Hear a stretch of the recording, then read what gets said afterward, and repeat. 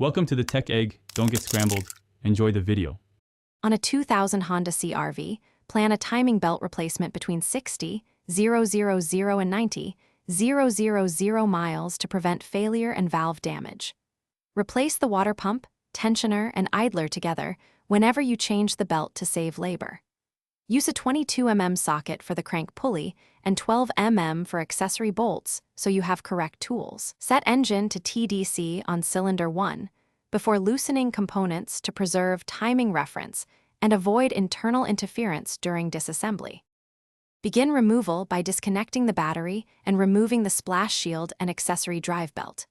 Loosen the 22 mm crank pulley bolt while engine is cold and support the engine if lifting motor mounts is necessary. Remove the timing cover and carefully mark cam and crank timing marks before removing the belt so you can restore alignment later.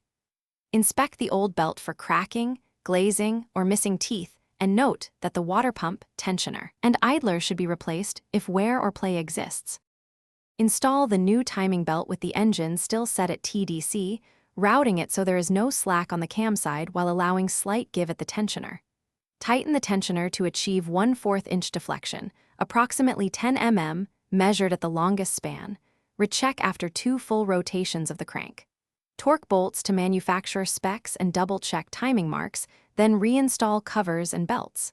Start the engine. Listen for unusual noises for 5 minutes, and verify smooth idle and...